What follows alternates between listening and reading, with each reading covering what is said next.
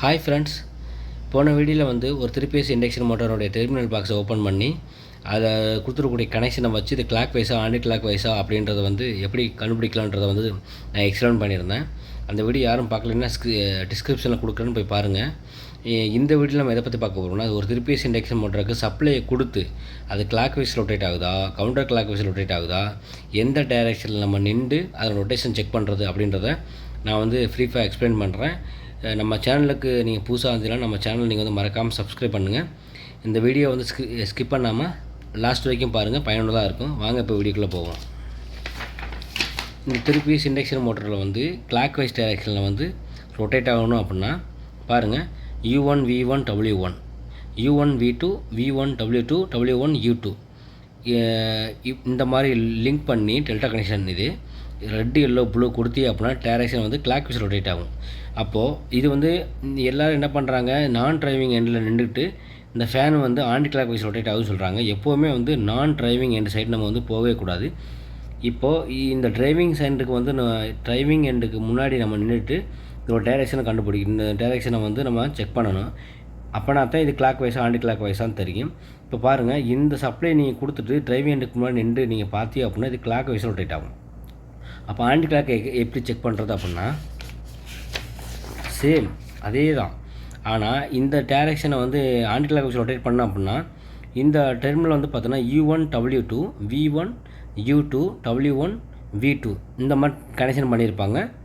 இதில் வந்து பார்த்தீங்கன்னா வந்து சீக்வன்ஸ் ஏதாவது 2 சேஞ்ச் பண்ணியிருப்பாங்க. ரெட்டு 6 ப்ளூ இந்த மாதிரி சீக்வன்ஸ் சேஞ்ச் பண்ணியிருப்பாங்க. நீங்கள் அதே மாதிரி இந்த டிரைவ் எண்டுக்கு ஆப்போசிட்டில் நின்று நேர் எதிராக நின்று இதோட டைரெக்ஷன் செக் பண்ண அப்படின்னா வந்து லெஃப்ட் நோக்கி மூவ் ஆகும்.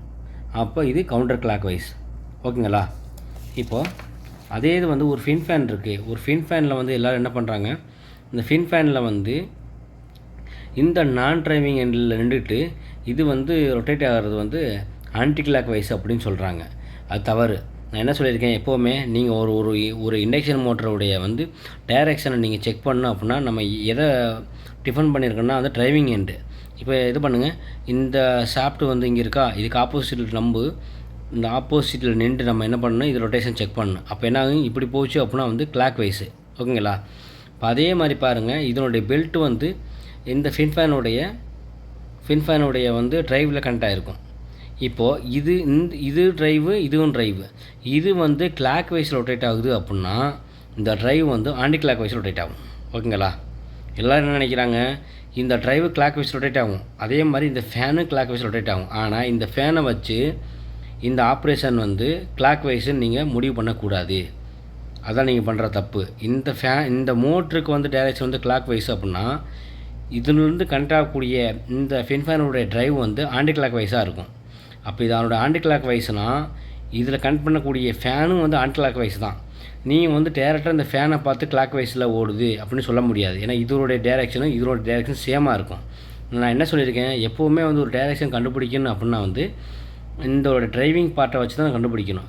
பாருங்கள், இது வந்து இப்படி கிளாக்கில் சுற்றுறப்போ இது வந்து எப்படி சுற்றும், ஆன்டி கிளாக் வைஸ் ரொட்டேட் ஆகும். ஆன்டி கிளாக் வைஸ் ரொட்டேட் ஆகும்.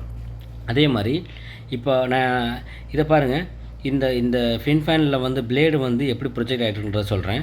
அதாவது ரைட் சைடில் வந்து ரைஸ் ஆகியிருந்து லெஃப்ட் சைடில் வந்து கொஞ்சம் பெண்ட் ஆகியிருக்கும், ஆப்ஜெக்ட் ஆகிருக்கும். அப்படி இருந்துச்சு அப்படின்னா வந்து அது clockwise direction. Right side rise ஆகிட்டு இருந்துச்சுன்னா அது வந்து கிளாக் வைஸ் டைரெக்ஷன். இதே இது பாருங்கள், லெஃப்ட் சைடில் வந்து ரைஸ் ஆகி ரைட் சைடில் வந்து ப்ரொஜெக்ட் ஆகிருந்துச்சு அப்படின்னா வந்து அது கவுண்டர் கிளாக் வைஸ் டைரெக்ஷன். பாருங்கள், இந்த ஃபேன் வந்து பார்த்திங்கன்னா வந்து இந்த ட்ரைவ் வந்து ஆன்டி கிளாக் வைஸ் ரொட்டேட் ஆகிறதுனால, அதாவது கவுண்டர் கிளாக் வைஸ் ரொட்டேட் ஆகிறதுனால நம்ம வந்து கவுண்டர் கிளாக்கு எந்த ஃபேனை செலக்ட் பண்ணணும், இந்த வந்து லெஃப்ட் சைடு ரைஸ் ஆகக்கூடிய இந்த ஃப்ளேடை வந்து நம்ம செலக்ட் பண்ணணும். அதே மாதிரி பாருங்கள், இதில் வந்து இந்த பாருங்கள், நான் ரெட் கலரில் மென்ஷன் பண்ணியிருப்பேன். இந்த ரெட் கலரில் உள்ளது வந்து ப்ரொஜெக்ட் ஆகிருக்கும், அதாவது ரைஸ் ஆகிருக்கும், ரைட் சைடில் வந்து ப்ரொஜெக்ட் ஆகிருக்கும். இப்போது இந்த ட்ரைவ் வந்து ரொட்டேட் ஆகுதுன்னு வச்சுக்கோங்களேன். இப்போ இதனோட கனெக்ட் இருக்கிற ட்ரைவ் வந்து ஆன்டி கிளாக் வைஸ் ரொட்டேட் ஆகும். ரொட்டேட் ஆகிறப்போ வந்து இந்த ஃபேன் ரொட்டேட் ஆகும். இப்போ இந்த பகுதி வந்து பார்த்தீங்கன்னா வந்து ரைட் சைடில் வந்து ப்ரொஜெக்ட் ஆகிருக்கிறதுனால வந்து இந்த ஏர் வந்து இதில் பட்டு இது என்ன ஆகும், இது ரைஸ் ஆகிருக்கிறதுனால இந்த ஏர் வந்து அப்படியே மேல் நோக்கி போகும். ஓகேங்களா. இந்த ஃபேன் வந்து ஆன்டி கிளாக் வைஸ் ரொட்டேட் ஆகுது அப்படின்னா வந்து ஏர் வந்து மேல் நோக்கி போகும். மேல் நோக்கி வந்து நம்ம எந்த பார்ட்டை வந்து நம்ம கூலிங் பண்ணணுமோ, எக்ஸாம்பிள் வந்து ஆயில் அண்ட் கேஸில் வந்து பார்த்திங்கன்னா வந்து கேஸு, ஆயிலு இந்த மாதிரி வந்து கண்டென்சேட் பண்ணுறதுக்கு யூஸ் பண்ணுவாங்க. அது எந்த பார்ட்டுன்றது வந்து நம்ம ஆப்ரேஷன் அந்த மாதிரி நம்ம இது யூஸ் பண்ணுவோம். ஓகேங்களா. இப்போ இந்த ஏர் மேலே போகிறப்ப இந்த பைப் லைன் இதுக்கு மேலே வந்து பைப் லைனு ஏதாவது கேஸ் லைனோ பைப் லைனோ போகுதுன்னு வச்சுக்கோங்களேன். அதை வந்து என்ன பண்ணணும், கூல் பண்ணி அந்த பைப் லைனில் போகக்கூடிய ஹீட்டை வந்து ரெடியூஸ் பண்ணி விட்டுரும். ஓகேங்களா. இப்போ இதை வந்து நம்ம ஈஸியாக சொல்ல போகணும்னு வச்சுக்கோங்களேன். நார்மலாக வந்து ஒரு வாட்டர் கேன் எடுத்துக்கிட்டேன்னு வச்சுக்கோங்களேன். நான் நார்மலாக வந்து இந்த வாட்டர் கேனை வந்து நம்ம டைட் பண்ணுறது வந்து எந்த டைரெக்ஷன் டைட் பண்ணுவோம், இந்த மாதிரி கிளாக் வைஸில் தான் நம்ம வந்து டைட் பண்ணுவோம். ஓகேங்களா. இப்போ அதே மாதிரி தான் இதை பாருங்கள், நான் ஓப்பன் பண்ணிக்கிறேன் யூஸ் பண்ணுறது. இது வந்து ஒரு வெர்டிக்கலாக இருக்குன்னு வச்சுக்கோங்களேன். இது வெர்டிக்கலாக வந்து ஒரு மோட்ரு இருக்குன்னு வச்சுக்கோங்க, அசம்ஷன் பண்ணிக்கோங்க. இதை வந்து இங்கே பாருங்கள், நான் ரொட்டேட் பண்ணுறேன். இதை வந்து பாருங்கள், அதையும் பாருங்கள், இதையும் பாருங்கள். இது 3 பேஸ் சப்ளை கொடுத்தோன்னே இது எப்படி ரொட்டேட் ஆகும், கிளாக் வைஸ். இப்படி தான் நம்ம டைட் பண்ணுறோமா, அப்போ இப்படி தான் ரொட்டேட் ஆகும். அதே பாருங்கள், இங்கே பாருங்கள், நான் மூடிய கேப்பை ஓப்பன் பண்ணி மறுபடியும் பாட்டுறேன், கிளாக் வைஸ்.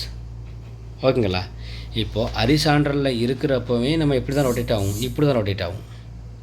இதே இதை வந்து இந்த வெர்டிக்கலில் வச்சு நீங்கள் ரொட்டேட் பண்ணினாலும் இதுதான், அப்போ இது கிளாக் வைஸ். ஓகேங்களா. இந்த ஃபேனை பொறுத்தவரையில் வந்து நல்லா பாருங்கள், இதை வந்து இந்த ட்ரைவை வந்து நான் என்ன பண்ணுறேன், இதுக்கு ஆப்போசிட்டாக வைக்கிறேன். நல்லா பாருங்கள், நான் என்ன சொல்லியிருக்கேன், இந்த மூடியை ஓப்பன் பண்ணால் வந்து கவுண்டர் கிளாக் வைஸாக பாருங்கள். அப்போ இந்த டைரெக்ஷனில் தான் வந்து இந்த ஃபேன் ட்ரைவோடைய ட்ரைவண்ட் வந்து பார்த்திங்கன்னா வந்து லெஃப்ட் சைடு நோக்கி, அதாவது லெஃப்ட் சைடு நோக்கி வந்து மூவ் ஆகுது அப்படின்னா வந்து கவுண்டர் கிளாக் வைஸ். ஓகேங்களா.